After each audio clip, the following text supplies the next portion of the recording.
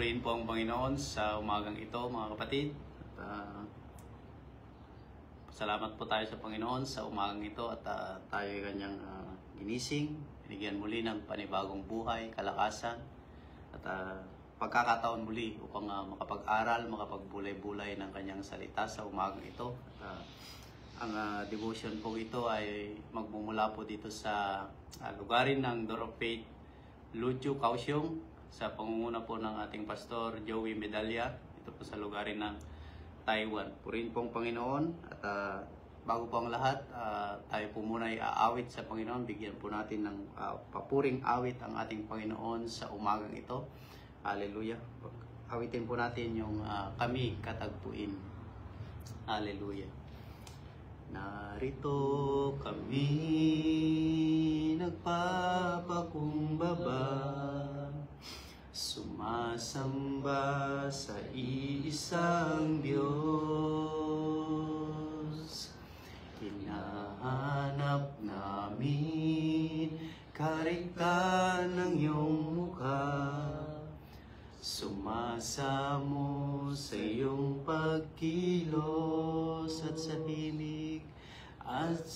himig na hain, tanging dalangin. Kami katagpuin. Minsan pa narito kami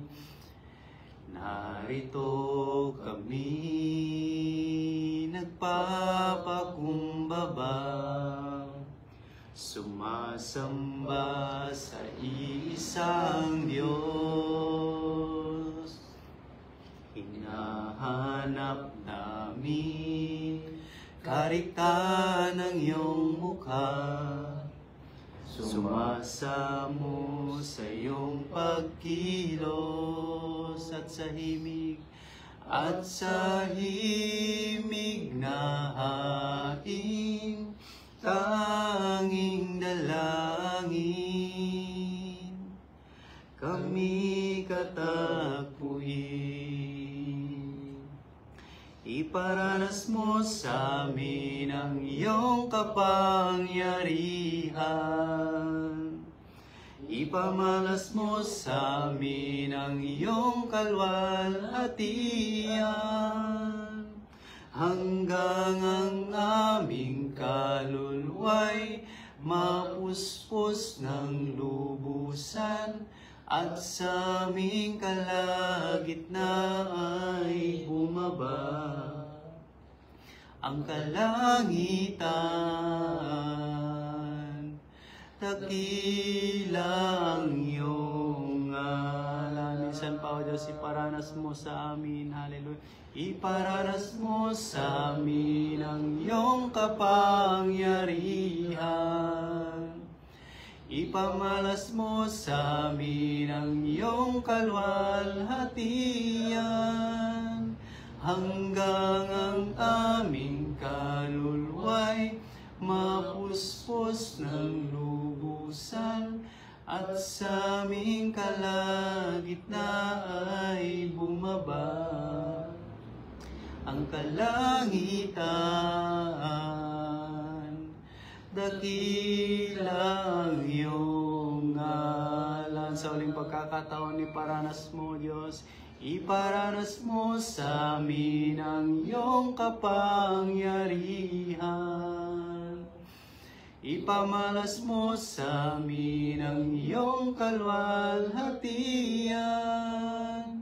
Hanggang ang aming kaluluwa'y mapuspos ng lubusan, at sa aming kalagitnaan ay bumaba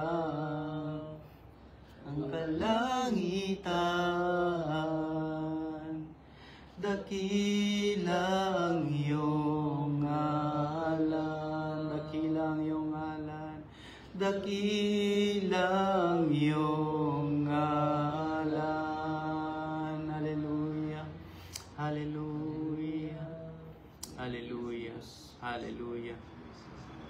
Hallelujah.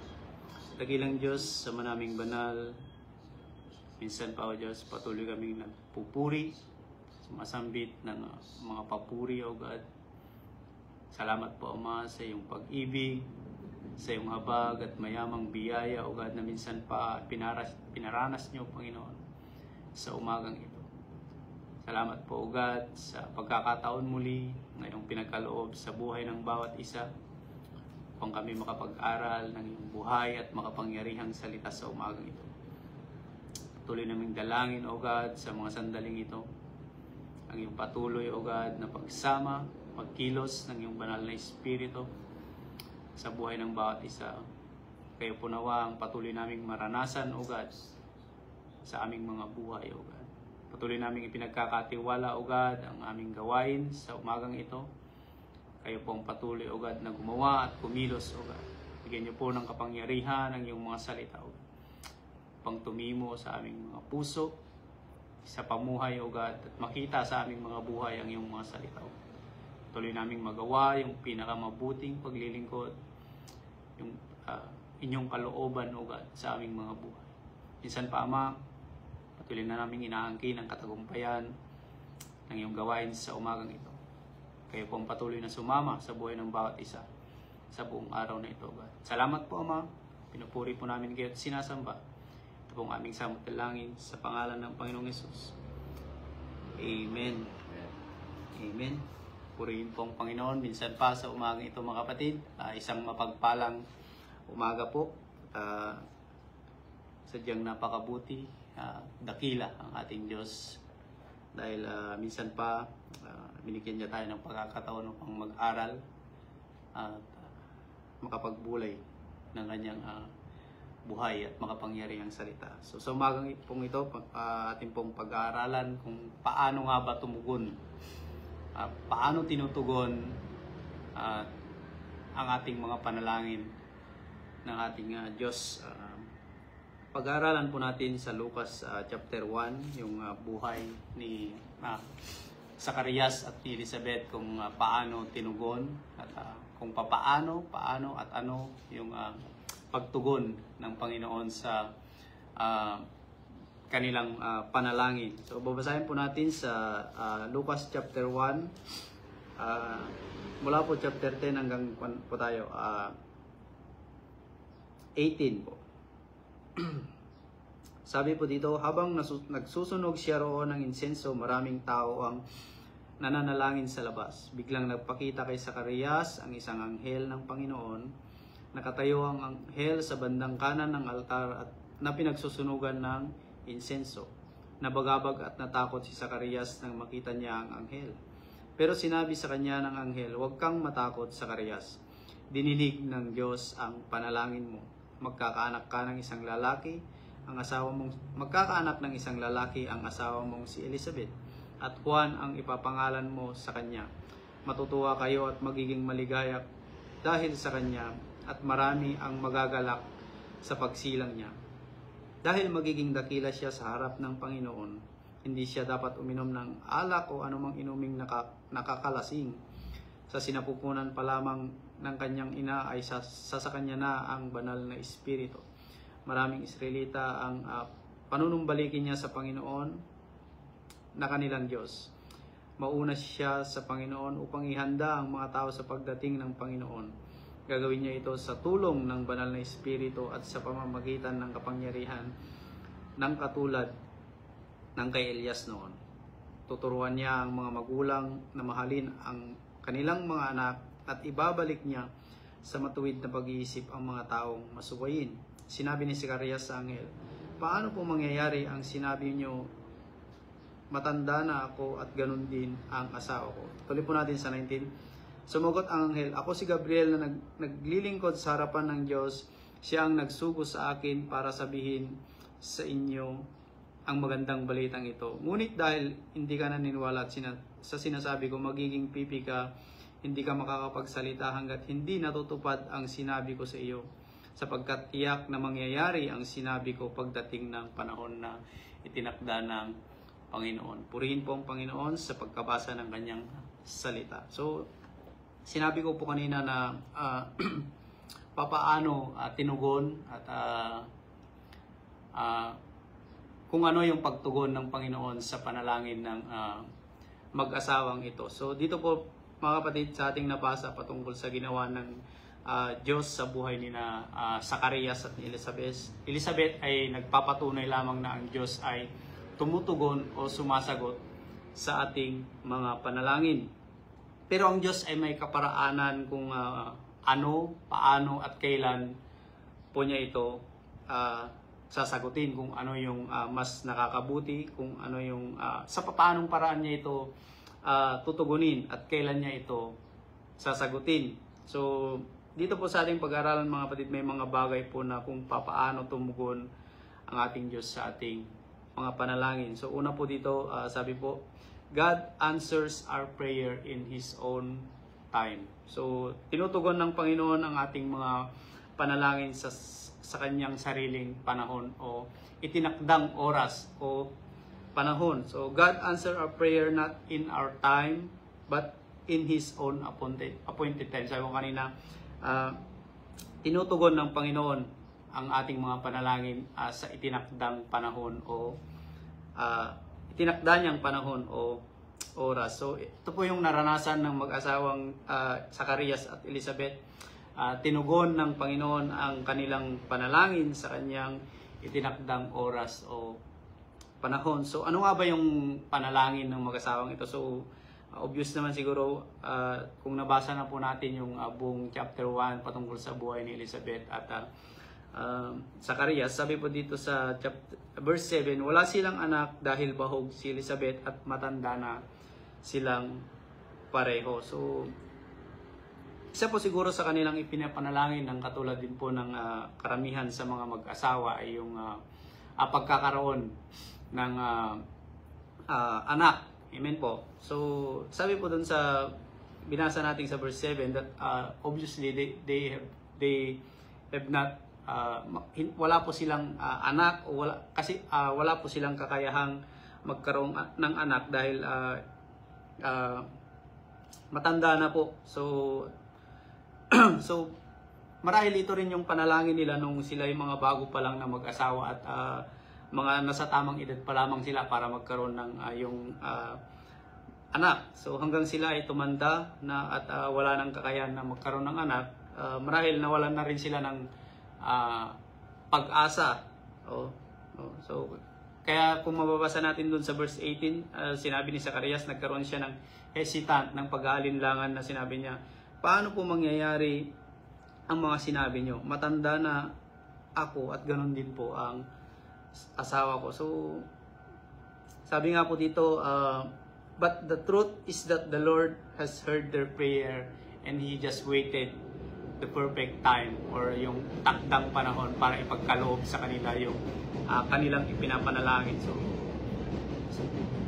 bilang mga mananampalataya po mga kapatid, marahil kung minsan ganun din po tayo mga kapatid na nagkakaroon tayo ng madali lang po tayong mawalan ng pag-asa kapag ang ating mga panalangin sa Diyos ay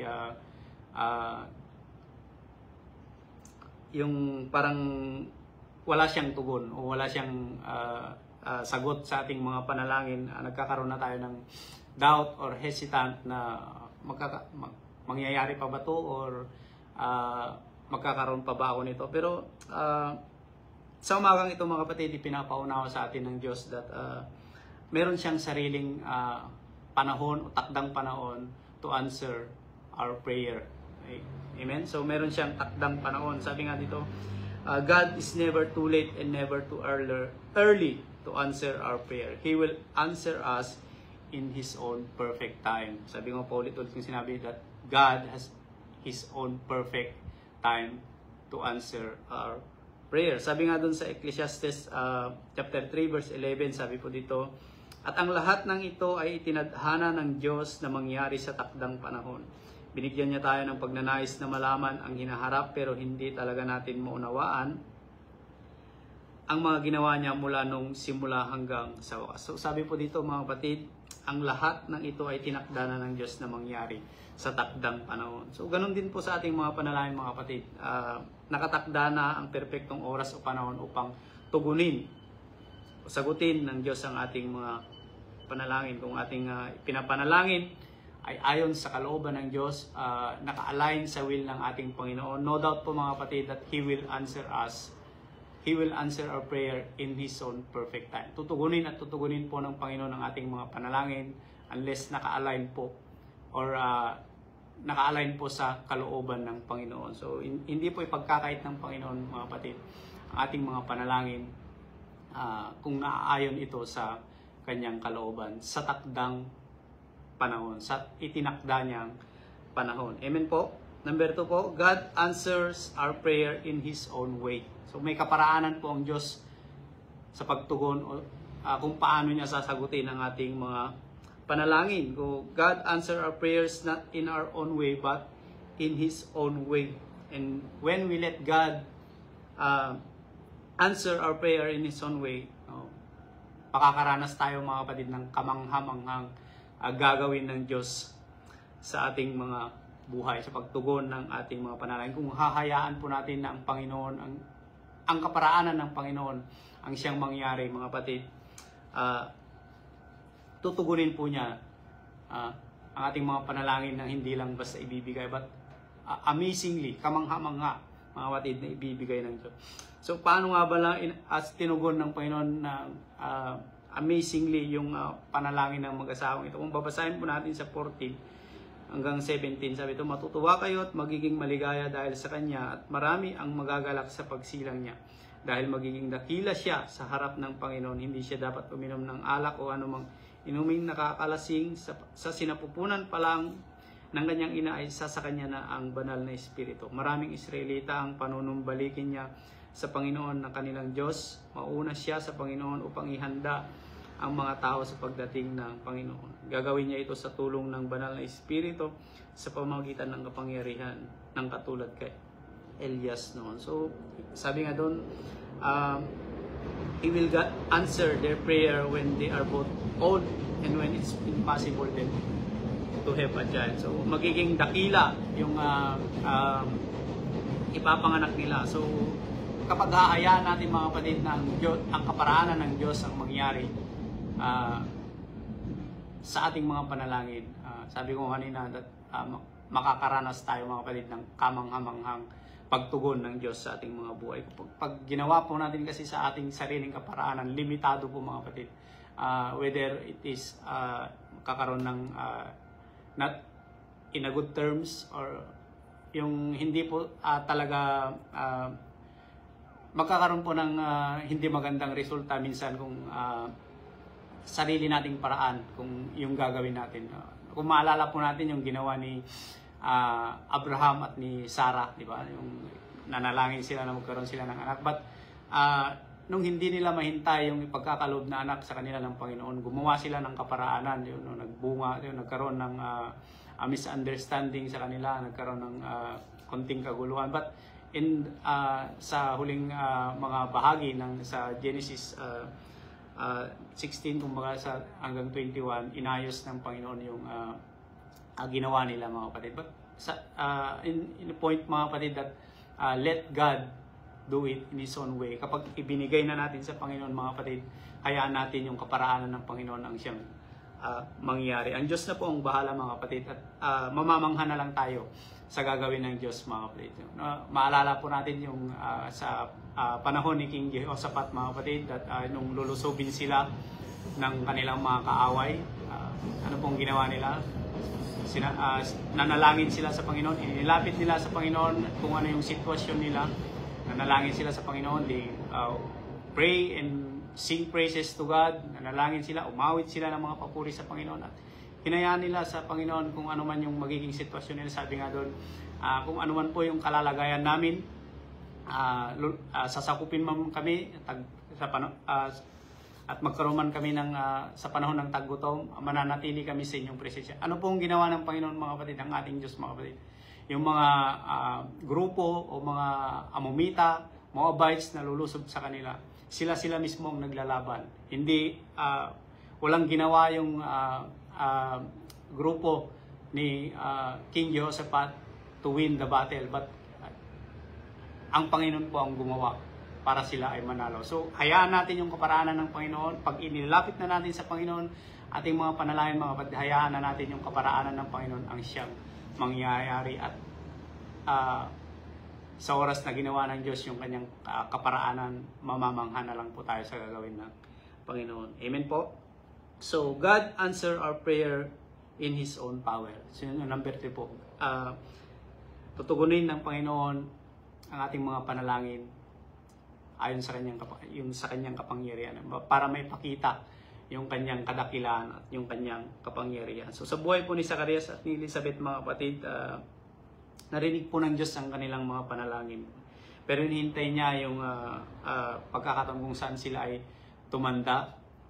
Sila ay wala nang kakayahang magkaroon ng anak. In fact, talagang hindi talaga sila magkakaroon ng anak kasi baog nga si Elizabeth. At paglipas ng panahon, tumanda na sila. Wala na talaga silang kakayahang magkaroon ng anak. Pero sinabi po ng Panginoong Jesus sa Mateo, mga kapatid, that sabi doon, with man this is impossible, but with God all things are possible. So, sa kaisipan ng tao, mga kapatid, ito ay imposible na magkaroon sila ng anak.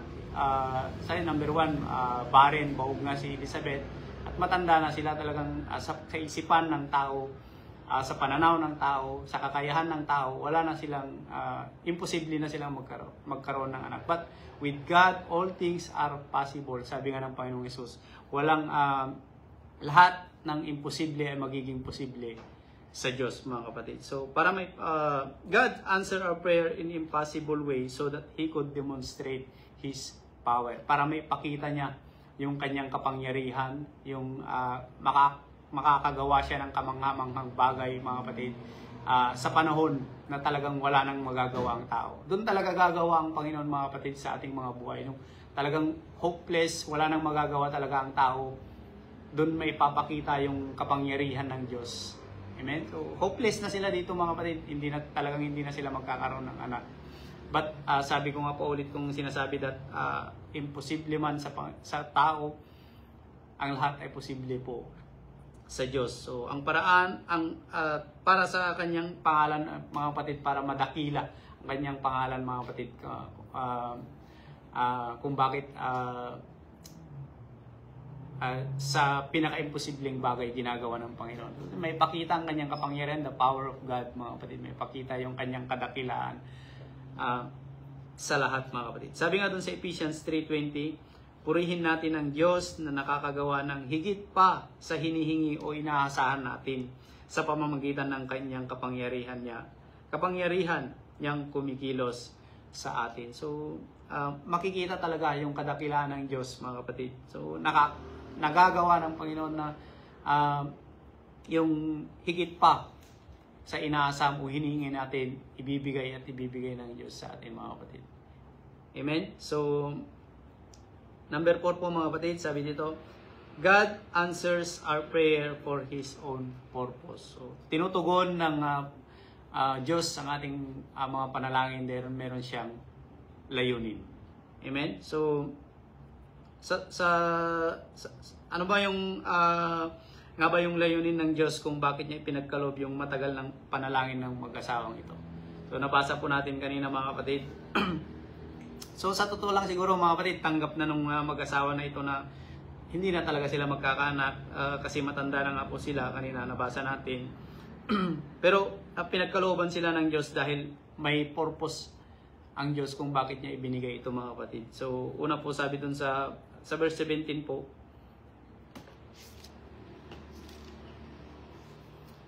mauuna siya sa Panginoon upang ihanda ang mga tao sa pagdating ng Panginoon. Gawin niya ito sa tulong ng banal na Espiritu sa pamamagitan ng kapangyarihang katulad ng kay Elias noon.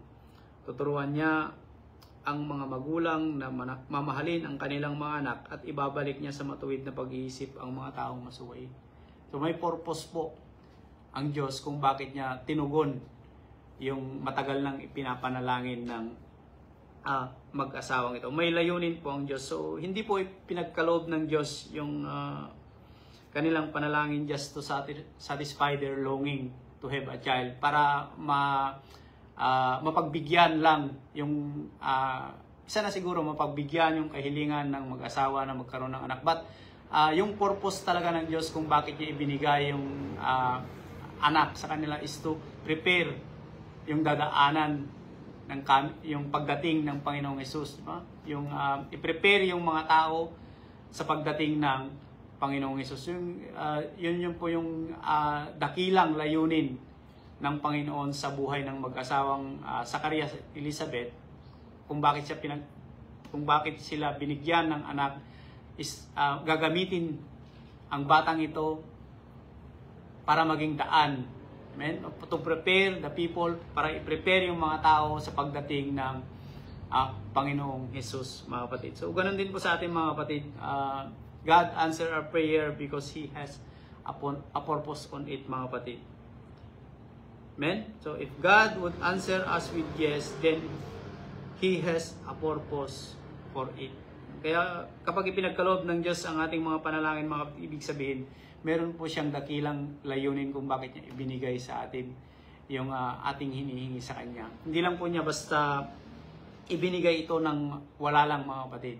God has a purpose kung bakit niya ipinagkaloob yung ating mga panalangin. So, konting kwan ko lang po, mga kapatid, that nung nag-apply po ako papunta dito sa Taiwan, mga kapatid, I pray to God na makapunta lang dito to provide, na magkaroon ng pera para ma-provide yung pangangailangan ng aking pamilya. But lubos dito kong naunawaan, mga kapatid, that meron palang dakilang layunin ang Diyos kung bakit niya ibinigay yung panalangin na yon na makarating ako dito sa Taiwan. Marami pong patotoo patungkol dito, mga kapatid, that yung purpose lang ng tao na makarating dito sa Taiwan to earn money para mabigyan ng magandang buhay ang kanilang mga pamilya. But the purpose of God, mga kapatid, is meron siyang dakilang layunin kung bakit niya ako mismo, mga kapatid, dinala dito sa Taiwan. Yun yung pong ipinaunawa sa akin ng Diyos na meron siyang gagawin sa aking buhay, na gagamitin niya ang buhay ko para sa kanyang gawain dito sa Taiwan. So doon po ako nagpapasalamat sa Panginoon that hindi lang niya basta tinugon yung aking panalangin na makarating dito sa bansang Taiwan, magkaroon ng trabaho, but I'm blessed, mga kapatid, ginagamit ako ng Panginoon. So sa buhay ng bawat isa, mga kapatid, may ipinagkaloob sa atin ng Panginoon na ipinanalangin natin sa Kanya na wag natin hingin natin yung wisdom sa Panginoon kung bakit niya ibinigay ito. Kasi may dakilang layunin ng Panginoon, mga kapatid, kung bakit niya pinagkaloob niyan. Kumbaga, binigyan niya tayo ng trabaho. God has a purpose on it, mga kapatid. Ma-bless yung family natin, ma-bless yung iba, at ma-bless yung iglesia nating kinabibilangan, mga kapatid. Binigyan niya tayo kung baga ng sasakyan, binigyan niya tayo ng mga bagay na ganito.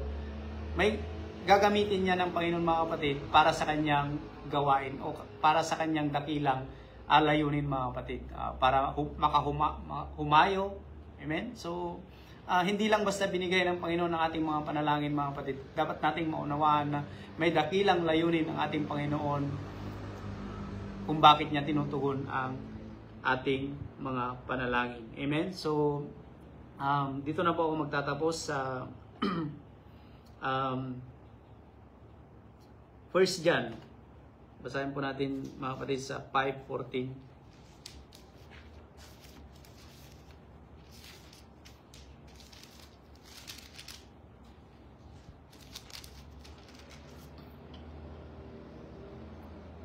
Ano pong sabi dito, mga kapatid?